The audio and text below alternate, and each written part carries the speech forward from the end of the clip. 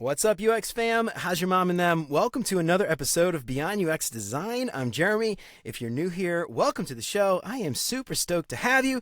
The Beyond UX Design shop is open. Head on over to beyonduxdesign.com/shop to pick up some big, beautiful art prints of some of my favorite UX and software related quotes, or pick up some digital downloads and print them off yourself.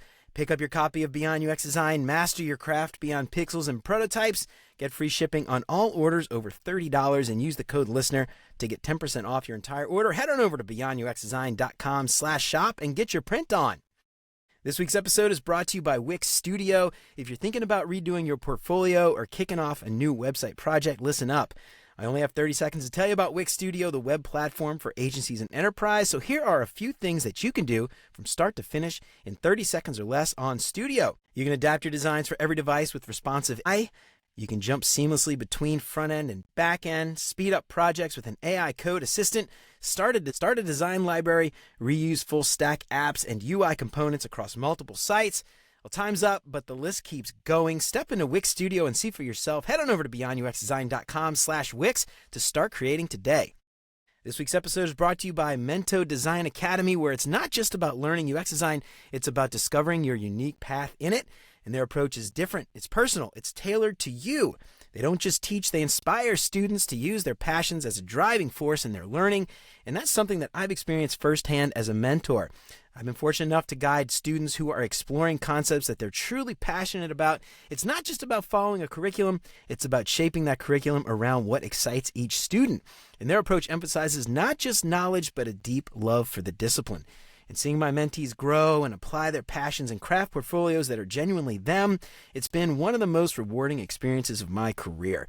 So if you're looking for a UX course that's as unique as you are, check out Mento Design Academy. Head on over to beyonduxdesign.com/Mento. And just for my listeners, use the promo code BeyondUX200 to get $200 off the course. So join Mento and let your passions lead your learning journey. Jesus Christ. And if you haven't done it already, please consider subscribing to the show wherever you listen to podcasts. And if you are regular here and you feel like you're getting something out of the show, I would really appreciate you leaving a 5-star review. That would help me out so much more than you know. And as always, thanks so much to Chris, Siraquan, Stacy, Radu, Megan, Andrew, John, Mark, Kevin, Jason, Michelle, and Marty for all their support. And if you want to join these fine folks and many others and help keep the show independent and ad-free, you'll get rough transcripts and exclusive access to the entire video library of episodes, including episodes before they're even released. And you get instant access right now for as little as $5 a month. For more information on how you can support the show and help more people find out about what we're doing here, make sure to check out beyonduxdesign.com/support. And of course, if you think the shows worth sharing, then I would love it if you told some friends. So Refactor. If you've been working for engineering teams for a while, you're probably familiar with the term refactor. It's normally associated with engineering, and it's not something that UX designers have to consider all that often. But today, I've got a special guest, Dagna Bieda, who is a software engineer turned career coach. Now, you might be thinking, Jeremy, why did you invite a software engineer onto a UX show? Well, listener, that's a great question.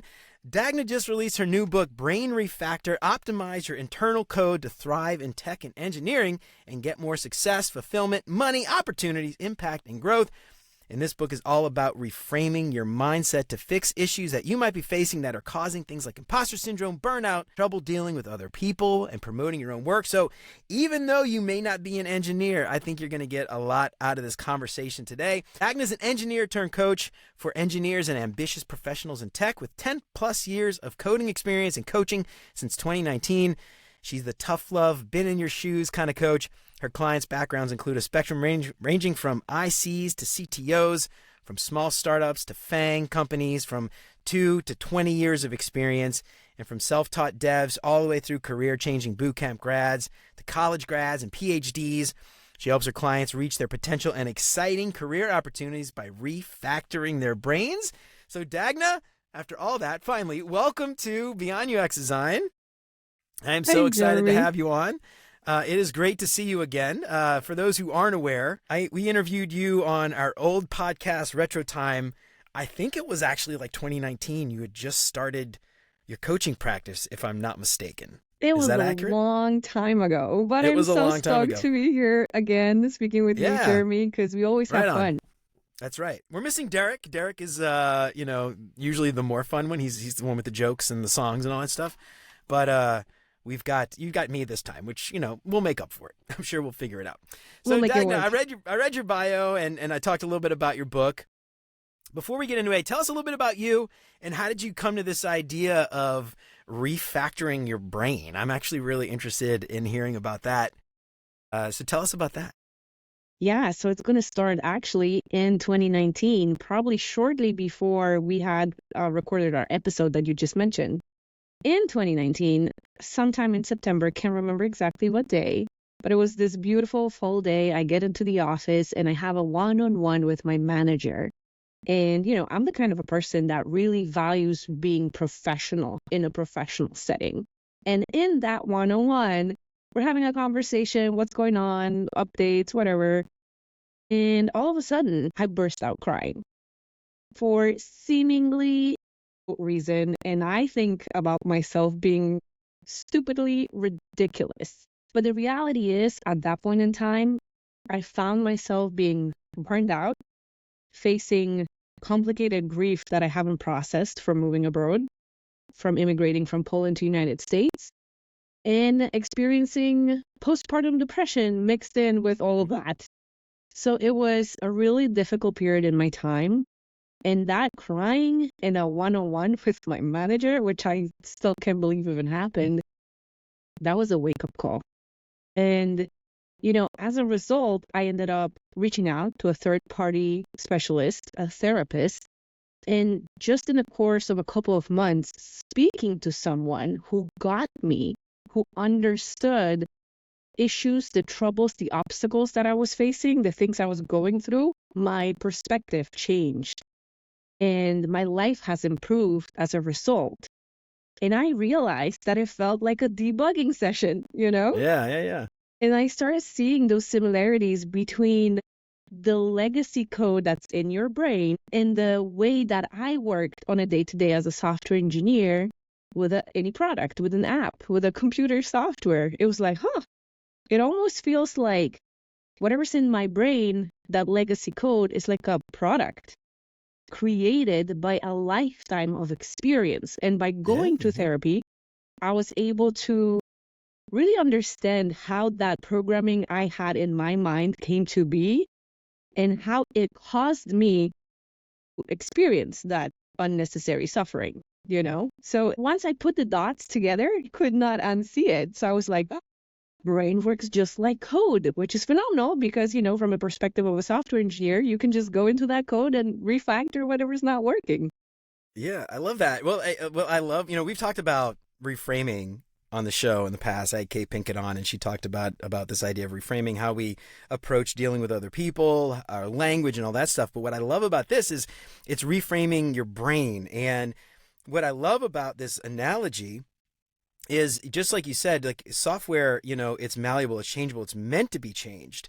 Exactly. And so just like our brains, that trauma that we may have experienced in the past, whatever it is, we can control how we go forward. And I love that idea of refactoring. And obviously today, we're going to talk a little bit about it in terms I think that UX designers can understand. But I love that concept, and it's just such a fascinating thing. So you wrote a book, Brain Refactor. Tell us a little bit about the book before we kick off the conversation. For anybody listening who might be interested in picking it up, I definitely want to make sure people check it out because it's an awesome book. But tell us a little bit about the book and just some concepts, and then we'll kind of kick off the conversation. Yeah, absolutely. The idea first came to me when, believe it or not, I was honeymooning.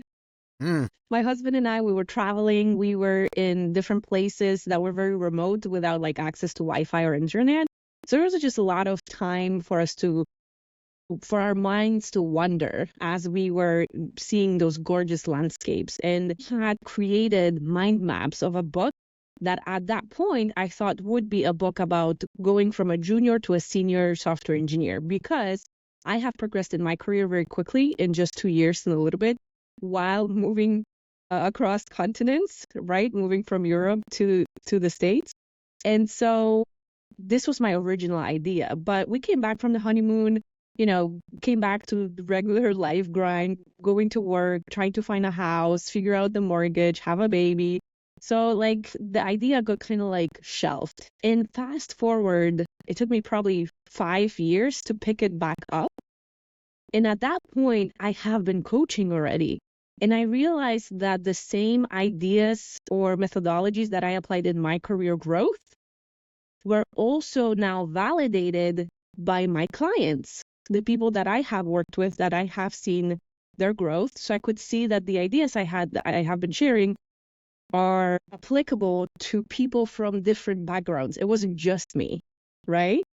So I was able to validate that. And 2 years ago, I became really serious about putting my head down, getting the book written, getting it out of my head.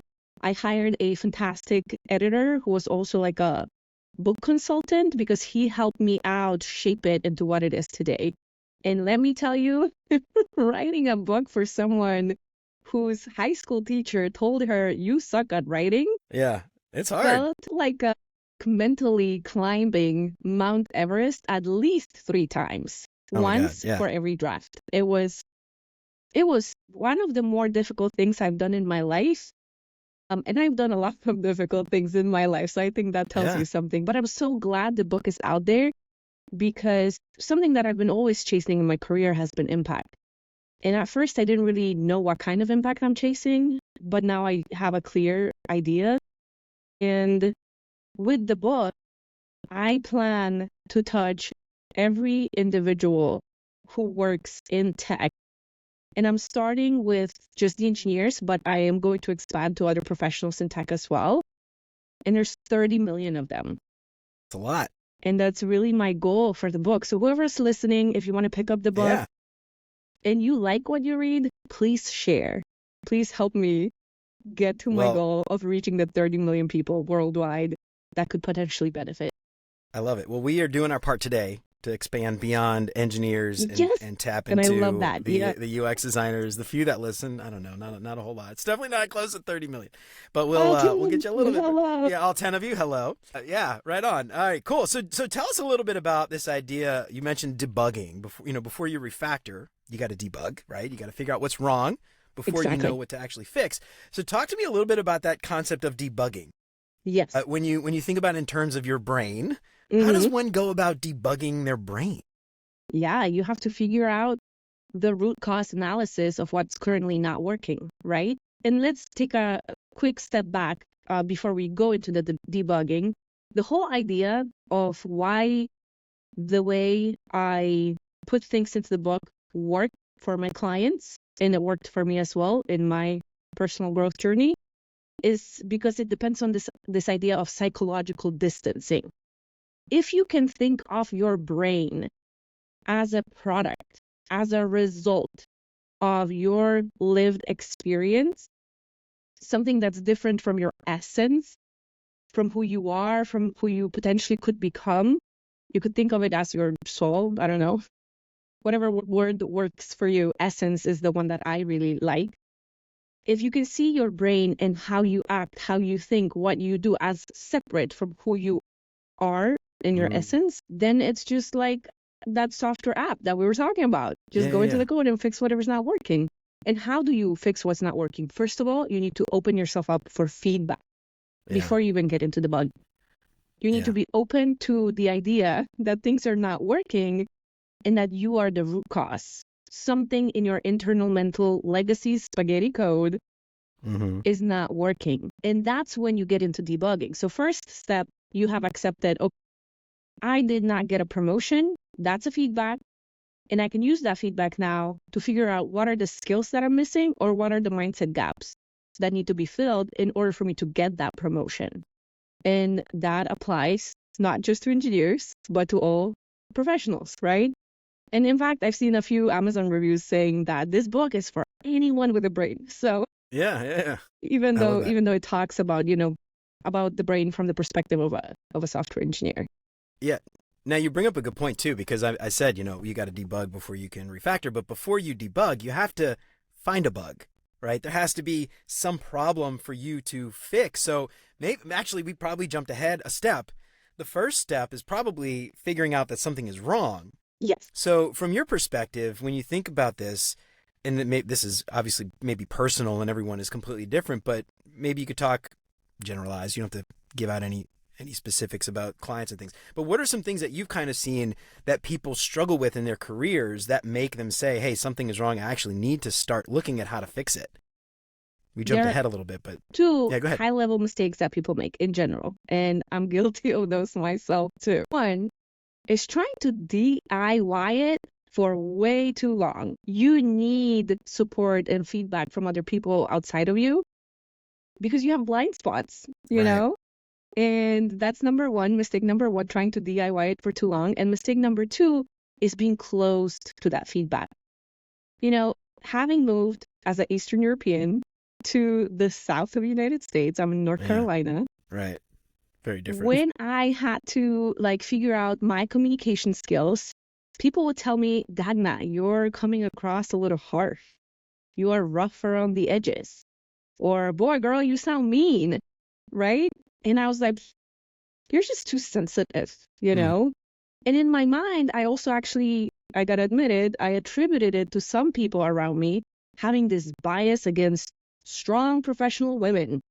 And in my mind, that was the perfect excuse for me to not upgrade my communication skills, which after I had upgraded them, I can see what is it that I was missing back then. Yeah. And I can own it now. I didn't have the skills. So it wasn't them, it was me. But it was easier to blame everything and everyone around me rather than do something about it myself. So being open to feedback is really what allowed me make a change, right? Being open to feedback. That's not being open to feedback is that second mistake. Yeah. I love that. Yeah, it's interesting you mentioned that too, because last episode I had Joseph Mercica on, and we talked all about, we were talking about applying for jobs in different countries and the culture differences. And one of the things, he's from the south of in the Mediterranean, Malta, and he's applying for jobs in other places. And he got feedback that, like, you know, you're kind of like coming off as passive aggressive or aggressive, and you know, you're asking all these hard questions, and you're just like, whoa, hold on, Tiger, you know, a little bit. And it's like kind of very similar. And it's funny, we mentioned, you know, how sort of Eastern Europe and Germany, places like that, have sort of this more direct approach, but when you go to other places, that direct approach is definitely seen as something negative. Yes. And what's interesting is, you know, you can, just like you said, insist that people adapt to you, right? Or you can reframe it and figure out how you can adapt to the environment that you are now in. And I love that you pointed it out. But what's easier? Right. Yeah, exactly. It's very hard to do Expecting that. other people to change or forcing other people to change? Like, right. You're setting yourself up for failure if you're expecting that to happen. Exactly. But you have control over yourself, over your mindset, over your skills. Like, you can change that, right? Yeah, I love that. So when we think about debugging then, right? So we've established that there's a change that needs to happen. When we think about debugging, do you have a process, a method for going about this? Is there a framework, or is it sort of just different for everybody? Can you talk a little bit about that without giving too many spoilers away from the book? Obviously, go read the book. But can you touch on that a little bit? Yeah, absolutely. And actually, I would love to read a fragment of the book, if that's okay. Oh, yeah, please do. Go ahead. Okay. So the very first step, you know, is related to debugging, which is identifying the root causes, right? So this is you diving into that mental legacy code and trying to figure out who or what experience put that particular code into the code base that's sitting between your ears. So begin. Who did the mental pull request? Right, exactly. Like, who put it there? Why is it there? Why am I acting this particular way? Because, and let's step a little bit back for a second. Everything you do or don't do follows that internal mental legacy code. Like, even the stupid things that you do, they are following along with that code. So whatever you've done, however you're acting, it's like you need to debug the code in order to understand why are you keep doing those things. Okay, so here's the piece from the book. In the first step, you got to dive into the mental code and find out what is really going on. Not just the surface level behaviors. You got to dig deeper and examine any coupled mental files where your thoughts and beliefs are stored. Investigating various dependencies and how they are all linked together is key. It creates awareness of what mental code is currently executed that keeps debugging or inefficient behaviors running. Begin by asking yourself a series of questions to explore your beliefs, your thoughts, and feelings, which results in patterns of behavior associated with specific situations or triggers. Number 1, question. What are the specific patterns of behavior I'm trying to understand and refactor? And then question number 2, are there specific situations or trigger for these behaviors? Are these internal or external? What are they? Yeah. So this is where you set a scene for what it is that you're trying to analyze, right? So as a non-engineer, could I go back and sort of reframe this a little bit? You tell me if I'm wrong. Absolutely, yes. All right, so what I'm Please hearing, you translate it mentioned, to the design so language. you mentioned dependencies, right? So for those who aren't aware, in software engineering, you've got code that you've written, but there might be something else that has to happen before that function can fire, right? So it's called a dependency. I might need a third-party library, or I might need something else for my code to run. In this case, if we're talking just like mentally, just, generically speaking, there are things that are happening in my head, and there are other things that might set me off, that might trigger me, that might get me upset, that might make me happy, that might make me change how I approach things, right? Is that sort of kind of what I'm hearing when I think about Yes. Does that make sense? Yeah. Point, I you love got that. it spot on. I love that. Yeah. And so when I think about this is what I love about this idea, internal or external, right? Are there things that, like, am I putting myself in a situation that triggers me? Is there something else that might cause it? And then there's an external thing, then and internally, how do I process that? Am I processing that? Or is there some baggage that I'm bringing into this from previous relationships? Maybe I had a really bad product manager and I had a really fraught relationship with that person. So now I assume every product manager is bad. Yeah. Or is this current product manager actually doing things that I don't like, or my stakeholder or whatever? And so how you manage that relationship might be very different if you're bringing that past trauma to the relationship, or if they're doing something that's causing it. So I don't know. Am I kind of explaining that correctly? Phenomenal example. Yeah? Oh, awesome. Right on. I love it. Thanks, Jeremy. Yeah, cool. So anyway, so I love that. Do you want to expand on that at all? I'm just curious. I'm kind of I cut you off a little bit. Sorry about that. No worries. Yeah, perfect. Does that, anything else to add to that? Is that, yes. So let's dive a little bit deeper into the difference between the internal and external, because I feel like that's really valuable. The internal are anything that is like a belief or a thought or a feeling that comes up. And you want to analyze it on this beautiful, simple matrix that analyzes the internal and the external. And then you want to understand what is pushing you away from what you want versus the things that are pushing you towards what you want. Push and pull. Okay, I like that. Yeah, exactly. So internal, in a way, would be the beliefs, thoughts, feelings that come up that are basically pushing you away from what it is that you want, right? So let's say you want to appear confident and you want to feel assertive in that meeting with that product manager that seems to annoy you, right? But you notice that every time before the meeting, internally, there's this nagging thought that comes up that they don't think I am good enough. And because of that thought, you kind of spiral and you can see it affecting your behavior. So that would be an internal thought or belief that is pushing you away from what you want, from appearing confident in that meeting. Now, we also have the external, right? External are basically behaviors, how we show up, how we act, how we respond and react. And there could be behaviors that are coming up that are pushing you away from what you want. And there could be behaviors or responses that are pulling you toward what you want, right? So obviously, it's really hard to maybe make it up on the spot.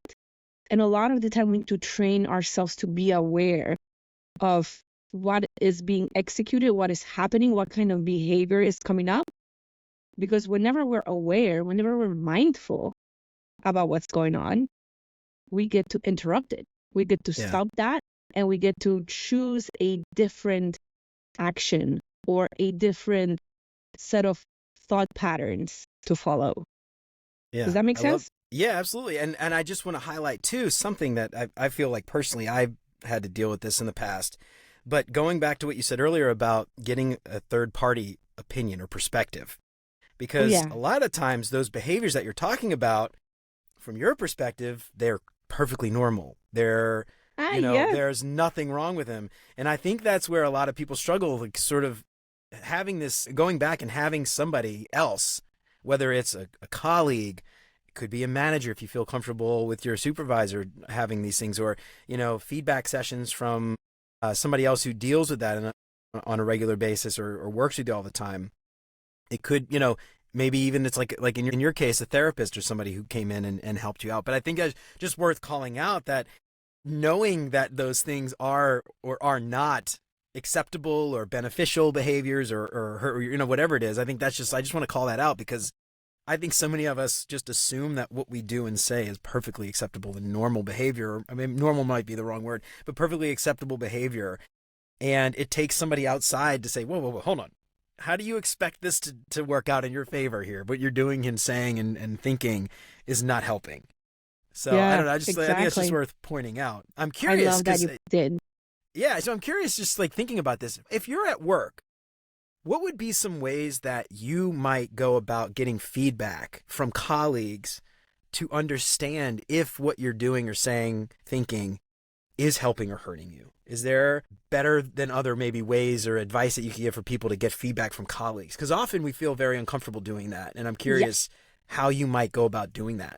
Yes. Okay. Perfect. Phenomenal question. So, number one, feedback, we usually think about it as words directed towards us from other people, but it's not just words, right? It's getting or not getting that promotion. That's feedback. It's waking up every day feeling a grudge and feeling like, oh, I hate my job. That's feedback. Or feeling like what you do matters and it fuels your fire. That's feedback. Mm-hmm. Feedback is any sort of information that is related to what it is that we are doing in the world, how we're showing up. Anything could provide feedback, not just words. But in terms of words from our coworkers or managers or people that we work with, one thing you have to recognize is that people will likely not give you honest feedback right away just because we are conditioned to avoid conflict, right? And providing feedback is like a match that could potentially explode a dynamite and Yeah, just blow your especially when it's relationship up negative. Yeah, especially when when it's it's negative. difficult to hear for the other Yeah, person, right? yeah. So, a way that I like to recommend my clients they ask for feedback is to first make sure that you ensure psychological safety of the person that you're asking for feedback. So, you could say something like, "Hey, I'm working on my communication skills, and I was wondering, how do you think I did in this meeting that we just went to? Like, do you think there's something I could have done better?" Right? So, you're making it about yourself. You're telling them, "Hey, I am open to receive this feedback." You could also add, "Hey, I highly appreciate your input because I think you're a phenomenal communicator," right? So you add a little bit compliment there. You tell them that you see them in a good light. So they're like, "Oh, okay. So if I give you some direction, this is not going to blow up in my face. All right. Yeah. I'm more likely to do it now," right? Or in my case, I've heard about my bad communication skills from my coworkers, from my manager, from my husband, from some other family members, and I ignored it completely. Yeah. It wasn't until my therapist pointed it out that I was Trusted somebody that like, yeah, yeah, that that's I funny. was I could easily see open that. to actually changing what was working, right? Because I came into a session and I explained to my therapist, "Hey, this is the thing that I'm struggling with." And she was able to logically point it out that I caused the issue because of how I communicated. And I was like, huh, Yeah. okay, all Now, right. question. I could absolutely see this because I feel like I would probably do the same thing, not listen to friends, wife, but take my some other I'm just curious from your perspective though, why do you think that was? Was it just how they explained it? Do you think it's because they had a master's degree or a PhD or something and you felt better trusting them over someone like your husband? I'm curious, was there a reason why it took that expert, quote unquote, expert opinion to change your mind? Or was it because maybe it was because they were the expert? I'm curious. That could be part of it, but I feel like this was a person that was removed from my day-to-day dynamics. So there was no biases there, right? There was no relationship bias, as in a marriage or a family relationship or a co-working relationship. You know, it felt like that person was much more objective Right. than my husband or Mm-hmm. my Yeah. coworkers. Yeah.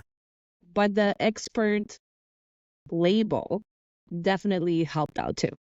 Yeah. Now, something I think is just I want to go back to that you mentioned is how you ask for feedback. You're absolutely right, and it's funny because when you think about even UX research, this is something we say, users lie, and it isn't because they are trying to, it's not because they're trying to misguide you or send you off in the wrong direction. It's because often humans don't like conflict and they will not give you negative feedback because they Yes, think it will offend you or think it will hurt your feelings.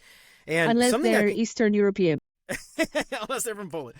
Yeah. So one of the things that is kind of interesting, and my old company, we used to use Workday for all of our HR stuff, adding your priorities. And they had this feature where you could ask for feedback from colleagues, but your manager could see all of the responses. And so, of course, I would send 5, 10 people every single time I did my year-end reviews for feedback. And not once, not a single time did I ever receive critical negative feedback that I did something wrong or could have improved. Not once. Of And course. it's not because I was perfect. It's not because I did my job really well. It's because those people, just like you said, were probably very afraid to give feedback or didn't want to hurt my feelings or maybe worse, didn't want my boss to see those things because they didn't want me to get in trouble. And Or they were yeah. concerned about potential retribution on your end. Oh, interesting. Yes. Okay. I hadn't even considered that because that never crossed my mind. But yeah, that's something I'm sure a lot of other people are probably, especially if someone, not that I had any power or anything, but especially if they're seen as like senior or have some authority over something. Absolutely. That's a really great feedback. So I just want to highlight that was a very bad way that I asked for feedback from colleagues. A much better way would have been probably a one-on-one, probably just like maybe an email where they had time to process it. But setting up that safe space, just like you said, I want to throw that out there because I feel like a lot of us do ask for feedback in the wrong way, which is not helpful, right? And so if your goal really is to improve, asking for feedback in the wrong way is not going to help you at all. And I think that's just worth reiterating one more time. Anyway. Great point. Yes, great point. And I would add just a tiny little bit on top of that, that one-on-one is actually the best place, or in an informal setting, like having a walk when you're going towards lunch. Because one, there's no paper trail. Yeah. And two, it's just creates that personal connection, right? So it's not just the words that you see as feedback, but you can see the whole body language. And the person is more likely to give you an honest feedback in a personal interaction because they can see how you're reacting to it, right? So they're seeing how open and appreciative you are to what it is that they're saying, they're more likely to say more. But if they notice in your body language that you're starting to get defensive, they will pull back, which again plays into that psychological safety because they're not trying to get themselves in trouble, right? Yeah, of course. I love that. All right, so I want to switch gears a little bit. And in the book, you talk about 4 main obstacles that people generally run into. And obviously, everybody's career is different. Everybody's got different personalities, but you've seen over 4 buckets that people tend to run into. And I love this because this is exactly the theme of the show, beyond UX design, beyond the pixels, beyond the prototypes, beyond the writing code and all the other things that are hard skills. It's things like imposter syndrome, burnout, dealing with other people, which I think a lot of people struggle with. And then interestingly, the last one, self-marketing struggles, which, we talk a lot about how good design should speak for itself, but it doesn't. And so I want to dig into these 4 a little bit. Could you talk a little bit, like high level 4, and then we'll dig into each one more specifically. But tell me a little bit about these 4 and how you kind of came up with these 4 buckets. I just kept seeing them over and over and over again. Jeremy, it's kind of like I realized that things that people most struggle with are number 1, imposter syndrome, number 2, burnout, especially in tech industry that is so fast paced, and a lot of the time there are crazy deadlines or this creative, innovative solutions, and you just kind of want to jump on board even though you're sacrificing your sleep and burning yourself out in the result. And then we have the trouble dealing with other people, which was an issue that I had with the communication skills, and the self-marketing struggles that are very, very common. And a lot of the time, it is because of the mental models that we have in our brain. So with the self-marketing, you just said it. You just pretty much said it. My work speaks for itself. Yeah. No, it doesn't. Yeah. It does not translate to your actual contributions. So being capable of, like, I would say, packaging your skill set and the value that you bring in to your workplace and being able to explain it to various stakeholders that can have, various backgrounds or understanding of how UX design plays into the role of business, being able to explain it in the words that they're capable of receiving and understanding is a skill. And most of us do not have a class on those skills. We just kind of learn haphazardly, or we don't learn at all and then suffer consequences. Exactly. At trial and error over time, we just sort of figured out. And this is, again, goes back to like the whole theme of the show. These are all the things that you don't learn in school. These are things that you should be learning in school. But, how to deal with people is, I've never even heard of a course in design, software engineering about how to deal with all the people that you're going to deal with on a day-to-day basis. And frankly, our education system, the way we teach, boot camp, 6 months it's all very, very focused on the technical hard skills. But when you get into the real world, you struggle because probably, it's funny because I'm looking at this list, imposter syndrome. You're struggling probably because you're not seeing the effects that you want. You're not seeing the outcomes that you want. You're probably maybe very good at whatever, but then you can't convince people of things. You can't influence your team.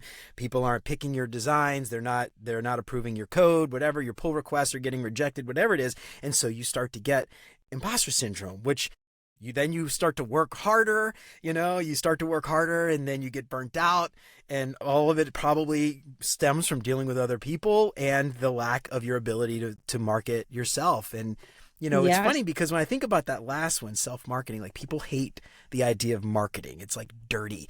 We talk about personal brand and people hate the idea of branding, personal branding. Ugh.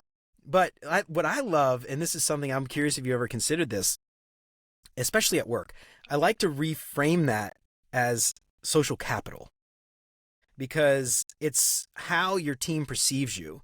But everyone has social capital, right? It's like we can give social capital to others by promoting their work, by advocating for them in meetings. We can be their allies, their advocates, and then others can do the same for us. And as we do that, our social capital kind of grows. But then the social capital of our team grows, especially in large organizations where, like UX, for instance, UX is often not seen as the same level as something like product management, right? And so product managers tend to have more control and power, and UX has very little. But if you can figure out how to influence your team and build the social capital of the UX team as a whole, right? You're marketing, you have a brand, your UX team has a brand, but you're not using those dirty words. And so anyway, I don't know. I just kind of I've been using that idea of social capital a lot because, I don't know. I tell people this all the time. And when I have mentor sessions, coaching sessions, always people feel dirty marketing themselves. They feel dirty selling themselves. They feel like icky, cringy, So anyway, I don't know. That's just something I don't know if you have any thoughts on that, but that's kind of something I like to kind of reframe that a little bit. Yeah. In terms of social, I don't know, something I do. So I like that term. I haven't heard of it before, but one thing I'm noticing is that in order for you to develop your social capital, number one, you need to understand and have an awareness of how you fit in with all these other people around you that together make up a business. And a lot of the time, people just don't have the awareness or the curiosity or the interest in even exploring how they fit into it. Yes. Yeah. And so in the chapter dealing with other people, what I dive into is this idea of being on a spectrum from a lone wolf on one hand to a master collaborator on the other. And master collaborators would be phenomenal at taking advantage and building their social capital. But lone wolves would be like, I don't need that. I'm just going to do whatever I want to do and that's it, right? And then get frustrated or upset because they're missing out on opportunities that these master collaborators are being able to access. Another thing I'm noticing is in order to build your social capital, you need the interpersonal skills. Yeah. If you don't have that skill set, Yeah. like you're you're not able to really take advantage of that. And even more, I would say that the interpersonal skills are very critical, and we do not get a class on No. those going through college or boot camp. And I do want to point out one thing about boot camps, but before I forget, I also want to mention that whenever you have poor to no soft skills, interpersonal skills, you will probably face the following consequences. Number one, you'll be overlooked or ignored despite having valuable ideas or contributions. Number two, you will feel frustrated due to misunderstandings with your team members because you have this idea, you want to share it, and people just shrug it off. But you can see the potential. You can see how much it would benefit the company or the end user or improve the workflow and make everybody's lives easier. But because you're not able to articulate that and sell people on that idea, they're not going to back you up. The third consequence is being passed over for promotion by someone who's seemingly less competent, which I've been there, and that hurts. That really, really hurts, right? Yeah. But you did mention bootcamp grads, and I kind of want to circle back to it because I absolutely love working with bootcamp grads. Because one thing that I noticed is that whenever you're going through college, through a 4-year degree, 5-year degree, whatever it might be, you are basically brainwashed to think a certain way. And in terms of engineering curriculums, we tend to be brainwashed to overvalue technical skills and put them on a pedestal. And all the people skills, the soft skills, are like not even present in the curriculum or in the agenda or being dismissed. They're treated like, oh, I don't need that. I just need to be expert in whatever your domain is. But bootcamp grads who come into the field from another background typically have a balance. Yeah. Right? They gain the technical skill enough to be dangerous to know what they're doing, but they also have the people skills to leverage their social capital, to build their social capital. And I see them progress in their career way faster than many brilliant engineers who are ignoring the interpersonal skills. Yeah. I love that you call that out because I have seen the exact same thing in UX design. And I attribute it to the exact same thing that you are pointing out, that they've worked, especially if they've worked in like a professional environment, they have dealt with people, they've had difficult conversations, even if it's not about UX design, they've had to make decisions, maybe they've led teams, maybe they have, managed people, whatever, are those soft skills, the training that they've gotten and the soft skills. And then they're applying those new technical skills on top of that. And I've seen the exact same thing. They tend to progress faster. I could name like 3 or 4 people off the top of my head. One specifically I'm thinking of, Matthew McPhail. He's actually a guest in the show, works at Home Depot now. He was a product designer, a physical product designer, doing industrial design for several years, then transitioned into UX. And he's already at a staff level. Senior staff, actually. He might even be principal. And he's done that in 3 or 4 years, which that is unheard of for anybody who's just coming out, starting in their career. The reason is not because he's a good UX designer, but it's because he's got all those other skills. And I've seen that time and time again. And I love that you point this out. This is so important. And again, this is where the show started. It's funny because I tell people this all the time, but when I started doing Beyond UX design, I used to mentor on ADP lists, and I would get the exact same questions all the time. And very, very often they were, how do I influence my team? How do I work with the stakeholder? How do I do this? How do I do that? All these soft skills that none of them had any clue how to do because they were never taught. Exactly. And it's so important. I love that you're calling these out. So we could probably talk about this alone for 45 minutes, but before we go too far down that rabbit hole, tell me a little bit about the 4 obstacles at a high level. I don't get too deep into it because I want people to go check out the book, but the 4 obstacles, and maybe if you could talk a little bit about some ways that they could start to improve those things. So really the easiest would be diving into the book because every obstacle has a case. Of course. Right? But the case studies are based on the clients that I've worked with. The burnout is actually my own case study.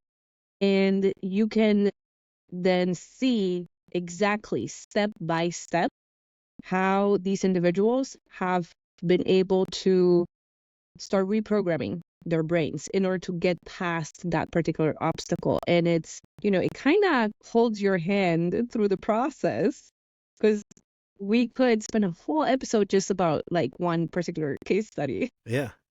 All right. I love it. So check out the book. We'll put the link in the show notes. But is there anything you could speak to at a high level in the last maybe 15 minutes or so that could Yeah, help? absolutely. Sure. Yeah. So let's pick one. How about we Yeah. pick one particular? Which one you think is perfect. the most let's see. valuable I for your talk audience? about dealing with other people all the time. Let's talk about imposters, burnout. Let's talk about the self-marketing struggles. I want to hear your perspective there on how people can approach promoting themselves and their work. Got it. Okay. So one thing that I commonly see is that people end up having a bad mental model of what marketing is. And that model is in opposition to the kind of person you usually want to be, which is honest and in integrity for most of us. And so whenever you are dealing with the self-marketing struggles, you have to figure out, what does your mental model have stored in your brain about marketing? Like, do you think marketing and you're like, ugh? Mm-hmm. If that's the case, you probably have the wrong definition of marketing. Yes. Because let's think about it this way. If we were able of redefining that model and equate marketing to educating other people on the value that you bring in integrity and honesty, what you believe to be true about yourself, does that still feel yucky? Yeah. I love it. I love that you're calling this out, because it's funny when I sort of compare this. I think it's a little different from personal brand. But when people talk about personal brand and they poo-poo personal brand and they say, oh, it's stupid, don't forget about personal brand, we'll say like, well, what would you do instead? And they say, well, just be yourself, be authentic, talk about the things, the value that you bring and blah, blah, blah. And I'm like, isn't that exactly personal brand? And so I love that you're calling this out, because that is it. In a nutshell, your work does not speak for itself. All you are doing is showing your value, highlighting your value, and promoting you as the person who can solve those problems. There's nothing to think about it too. Yucky about that. What to think about it too is, if you understand that you are the center of your own universe, and that's true for everybody else, which means nobody really pays attention to you as much as you think they do, right? Because they are the center of their own universe. There's a cognitive bias. What is the name of it? I actually reviewed this one a couple of weeks back in my cognition catalog. But there is a bias that, like, we tend to think everyone is paying attention to us when in reality they're not. No, they're paying attention to themselves. Yeah, for sure. Right? And just acknowledging that can be a tremendous help.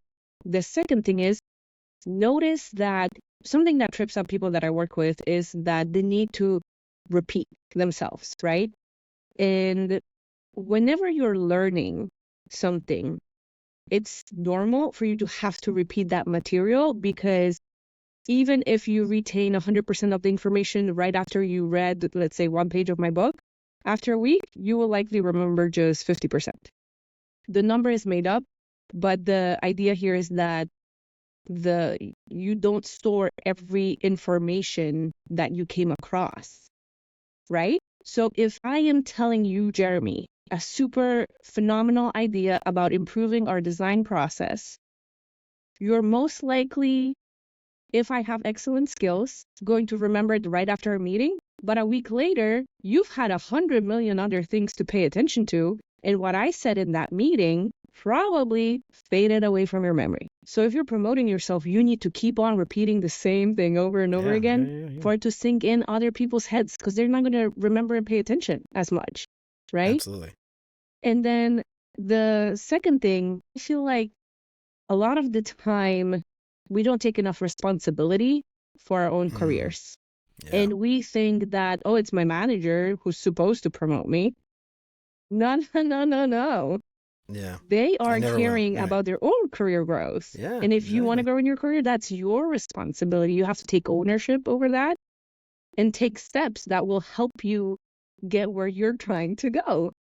Self-marketing is one of those steps. Another part of it too is, whenever you're self-marketing yourself, but you don't have those interpersonal skills, what you think you might be doing marketing might not actually be what it is that you're doing because you don't have those interpersonal skills. So we keep on talking about lack of interpersonal skills, and whatever you're trying to improve and fix in your career, that's where you start, no matter what your problem is. I agree. Because we always keep coming back to that, right? I agree. I love that. Yeah, I think that's definitely something to think about with this is starting with interpersonal skills. I love that you call that out because for me, that is like the key to everything. If you can crack that nut, like those people are going to help with, I don't know, all the feedback, like you said, they're going to give you advice. They're going to promote you. And when I say not promote like your boss, but promote your work, like advocate for your work in other meetings and all that stuff, to me, that improves things like imposter syndrome. They can advocate for you if you're working too hard. Maybe, that'll kind of help with burnout. And I feel like for me, I don't know, that one, just like you said, is the key to kind of like everything. If you can master that, you're going to be good. All right. Yeah. So Dagna, anyway, sorry, you were going to say something. Go ahead. Well, the last very thing is that there are 3 potential reasons why you might be getting recognized, even if you are trying to market yourself. So I just want to call these 3 out. And again, kind of comes back to either your communication style or attitude issues, right? So having that awareness, where are you at in that lone wolf to master collaborator spectrum, and what it is that is missing can be extremely helpful. The second potential reason why you might be getting not recognized, even if you're marketing yourself, would be lack of impactful work.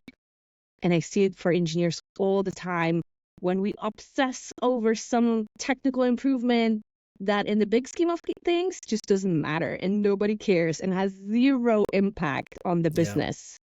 Yeah. And then the third could be that you're actively hiding by not engaging with other people. Interesting. Okay. So, it's interesting because that one, the previous one that you just mentioned, that is something I see designers doing all the time. They'll go and they'll obsess over components. They'll obsess over the design system and making sure it's perfect and pixel perfection and all this stuff. Well, sometimes that is important. And sometimes it is an absolute waste of time. And yes. I've worked with engineers who have gone and like spent the weekend refactoring something and like the outcome was essentially the same. And it's like, why did you do that? You just you just worked all weekend for essentially like peanuts. Burning yourself out, right? Burning yourself out. Exactly. And then the last thing you just mentioned, this is sort of the stereotype of the engineer, just sort of like, leave me alone. I want to go work in my corner. I want the lights off, and like I got my 2-liter of Mountain Dew, and I'm just like hanging out and doing my own work. Leave me alone. I do actually see a lot of designers doing something similar where they'll just sort of go off and like, oh, this is my thing. I'm going to go and blah, blah, blah. And that is something I've seen quite a bit from a lot of people. Even like I've seen product managers do that too. They'll go off and then come back with like, oh, this document I made, blah, blah, blah.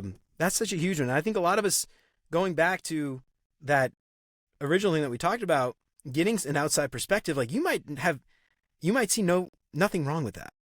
You might think, oh, this is my job. This is what I'm supposed to do. And so you're doing that and doing that and doing that. And it's affecting your career, but you don't even realize it. Yeah, and then someone, exactly. Like you said, gets promoted. Oh, they're not due. Look at all this cool stuff I did. Look at all this amazing work and all the prototypes and all the lines of code, blah, blah, blah. Why would you promote that person over me? But it goes back to, all of the things that you said anyway. So totally all related. So I love that. Awesome. All right. So Dagna, before we get out of here, I got some questions that I like to ask all my guests to help our listeners get to know our guests a little bit better.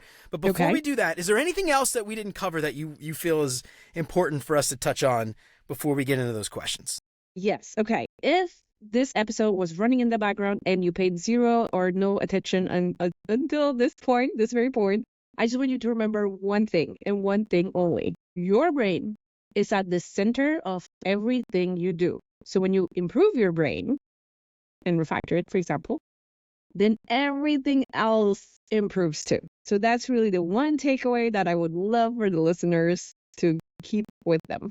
Absolutely. And I just want to go back to the very first thing we talked about, this idea that comparing your brain to software that can be upgraded, that can be changed, that can be modified and improved, I think is such an important thing to think about, because otherwise, like, it seems like it's very defeatist, and it's kind of depressing if you think about the alternative, which is like, I'm stuck this way. I'll never change. I'll never fix myself. I kind of like is scary to me. And it's like, I don't know. I just love the idea of being open to this. And it's sort of like I don't know, it's inspiring, and it makes you want to change if you can change. Why aren't you changing? So anyway, I just love that. I love the whole concept of the brain refactor and comparing yourself to software and hardware and stuff. Awesome. And I love so much that you had me here today and that we had the opportunity to talk about it and translate it in a way that's relevant to your audience, to designers, right? Yeah, for sure. I love it. Cool. What's funny, back in Retro Time, years ago, we had Tom Griever, author of Articulating Design Decisions, who was a designer, UX designer, and we had him on the software show talking about that, because I feel like his book is perfectly applicable to like any career. He just happens to be a designer. And I feel the same way about your book. It's applicable to any career. You just happen to be a software engineer. So I think it's worth sharing, and I'm super excited to have you on. All right, so Dagna, I've got a few questions I like to ask all my guests. The first thing that comes to your mind, you don't have to think too hard about it. First up, Okay.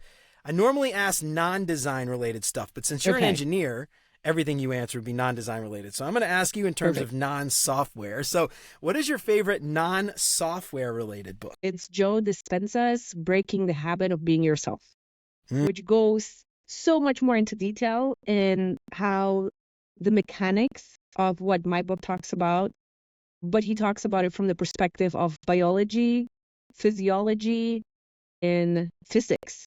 And I just love the kind of detail that he brings based on all the science that is highlighted in his book. Love the book. Yeah, so it sounds, when you first said that title, I was like, oh, that sounds a lot like it's on point with what we're talking about today. So if you check out Dagna's book, grab that book too. Sounds like a good companion book. All right. Yes, I have it in the notes and references. Oh, nice. Okay, right on. All right, easy to find. What is your favorite non-software related podcast? I gotta admit it, and I'm sorry, Jeremy, it's not yours. But it's That's okay. Mel Robbins. I love Mel Robbins. She is just phenomenal. I love her vulnerability, her style, all the science that she brings to the show, and the practical, actionable advice that she gives to her listeners. So I love just love Mel. I don't take offense, so that's okay. Thank you. No one, well, normally I ask non-design related podcasts, but I don't think anyone would answer my show regardless, but that's okay. You're not a designer. Why would you listen to the show? All right. What is your favorite meal? This could be something you cook, your grandma used to cook, something you've eaten at a restaurant. Favorite I meal? love sushi. I just have Sushi. a thing for sushi, and sushi's my thing. And oh my goodness, sushi. So what part of North Carolina are you in? Are you close to the ocean, or are you further inland? Charlotte is like 4 hours away, so not that bad. Yeah. So you can get pretty fresh seafood, I would assume. But the sushi, best one yeah. I ever had was in this fish market next in Tokyo. Like literally, yeah. we were there at 6 a.m. and the fish came in wow. at 4, and it was Oh my just gosh. like melting in your mouth, and it was fabulous and fantastic, and I just can't shake that off. Have you ever had sushi in the United States that was even close to that? No. I can imagine. I mean, it would surprise me if you were like, I've been to Tokyo, but the best sushi I ever had was in Charlotte. Right? Yeah, Yeah, that no. I totally would love to do that. I've never been to Japan, but that is something I would absolutely try. That's got to be good, fresh fish right off the boat. All right, what is your favorite vacation spot? Cruise. Just getting Cruise. on a cruise, mostly because they have a daycare, so I can admit my kids. I love that. Yeah, that's actually a really great point. And so they have a lot of fun, and I can actually rest on my vacation, and I don't have to cook, I don't have to clean. There are shows. Oh, I love it. Yeah, I love that. So I guess you can do cruises close to where you are, right? But the Bahamas are relatively close, like the Carolinas. Oh, we always kinda- drive down to Florida. We have some Oh, you do, family Florida. there, so There we you just go. meet up with Oh, the okay. family, hop on a cruise, and it's so much fun. Right on. Yeah. So I used to live in New Orleans, and we had cruises that would leave from New Orleans. So like we didn't have to drive or fly, but we never did go on a cruise from New Orleans. I don't like while we were living there. But never took advantage of that. I don't know. Such Maybe a one day. missed opportunity. Oh my goodness. I Well, what we love might do- cruising. Go down there, drop the kids off at the grandparents' house, and then Even just better. go on the cruise by yourself for a week. I think Amy's parents are kind of done babysitting. They're sort of over it now at this point. But I Okay, don't know. well, I think we the missed the boat. daycares are still But there, so I guess we didn't miss the boat because they got a daycare on the That's on the right. cruise. I love that. All right. What is your favorite design? Actually, this is a stupid question. I was going to ask what's your favorite design tool. It's not Figma, but let's see. I'm going to throw out a new question. I'm going to make one on the spot. I kind of have an answer for that Oh, though. you do? Okay. All right.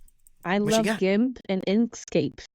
I don't Okay. know if you ever used them. Yeah, They're kind of the very Photoshop, much, the like open source Photoshop. yeah. And I Yeah. learned it when I was in high school. And ever since, it had served me beautifully well. And I often use it for making my kids' birthday invites. Ooh, I love that. That's a good Yeah. idea. I love that. Did you design the book cover or did you have somebody design the book cover for you? I hired a professional. So Yeah, that's my probably. skills have a limit. But I did draft it and it was very similar to what it is today. But what it is today is just like so much better. Yeah, Right? I mean, there it is. I love how it. how would you rate it from your design standpoint? Let me like Like a 12. a Out of a 12. 10. Yeah, Ooh. out of 10. 12 out of Oh 10. my goodness, Yeah, thank 12 out you. of 10. I mean, That's when I perfect. saw it, I was like, this design person, I don't know their exact title, like just got the essence just Yeah. perfectly well. And I just love them for that. Right on. Yeah, I'm actually working on a book right now, Master Your Craft Beyond Pixels and Prototypes, and I am working on the book cover myself. I'm like, I had a designer, I could do it, but I realized like I think I need to get somebody who's not me to design this book cover to get a Because of fresh your blind perspective. spots, Yeah, right? exactly. Yes, exactly. So I gotta get some money. I gotta figure out how to do that. If you're listening, subscribe to Patreon, help me pay for the book cover. I'll send That's you right. a free sticker. So, all right, cool. All right, Dagna, well, this has been amazing having you on. Dziękuję Balto. Did I say that right? Dziękuję bardzo. Dziękuję bardzo. There you go. Dziękuję Proszę bardzo. bardzo. Yeah, Awesome. I actually, it's funny. I think I can't remember if we ever talked about this because when last time we talked, I had not been to Poland yet, but we had a team in Poland for almost 2 years, and I had some designers out there. I was Just lead let's design. not curse on the show because that's Yeah, like the very first thing that people learn in Polish, how to curse and how to swear. it's funny. So I was going to mention that I used this app. It was called Memrise. Mhm. Memrise. And is it Memrise? Remember something like that. Anyway, but people could create their own courses. So it was sort of like Duolingo, but people could make, and of course they all made like Polish curse words, and you could take a course all on like how to say like screw your mother I and all mean, this stuff. there's But so many ways you could curse in Polish. I feel like that's much more creative than English. yeah, And so, like, when I get upset at home, I typically curse in Polish just because it's like there's more options, you know? I love it. And your kids could pick it up and not get in trouble at school because no one knows what they're saying. Exactly. Oh, that's hilarious. But yeah, so I learned, I was using Duolingo for a while, and I actually have a friend, Aneta Kimiecik, who is from Poland but lives in Norway now.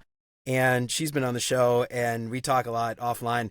And I always joke about like all the words that I learned. It was like various forms of hello, what's up, and then I'll do it for you, like jak się masz, so słychać, what was the other one? Anyway, I don't know. But then it was like kanapka, it's like sandwich. It's like the only words that I remember in Polish. But Yeah. anyway, it's funny. You can't see my microphone is hiding it, but I've got like my Polish dictionary. Oh, here we go. Hold on. I see it Oh, right Polish on top of the dictionary. Yeah, there it is. Yeah, Hungarian yeah. and visiting Budapest. Okay. Yeah. So we had a team in Hungary and Budapest, and we had a team in Poland. So I was trying to learn Hungarian, and then I tried to learn Polish. But I think learning Hungarian fried my brain, and Polish was just too much.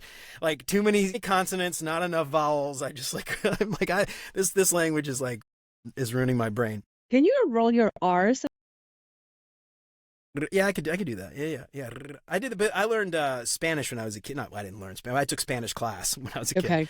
So the RA, I learned how to roll my R's back when I was a kid. I don't know. I barely know any Spanish, but I do know I can do that. So, all right, Dagna, this has been a lot of fun. Before we get out of here, tell everybody where they can find the book, where they can find you, and all that stuff. If you're still doing coaching, give yourself a little plug and let everybody know where they can maybe hire you if they want to have a third party, an objective third party. Give them some advice. Tell us where they can find you. Absolutely. So for the book, all you have to do is go to Amazon and type in the search bar Brain Refactor. That's all you have to do in order to find the book. Or you could go to my page, themindfuldev.com. There's a whole book tab that has all the relevant links and information about the book. And if you're trying to figure out how to work with me, I highly recommend either following the information that's on the page or connecting with me in person on LinkedIn. I love connecting with people, having conversations, diving deeper to various topics. So reach out there, let's connect, and let's take it from there. Right on. And I will include all of those links in the show notes. You can check it out at beyonduxdesign.com. And Dagna, thank you so much. This has been an amazing conversation. So excited to have you on. Thanks again. Thanks for having me. I was so stoked about this episode and it turned out great. Yeah, absolutely.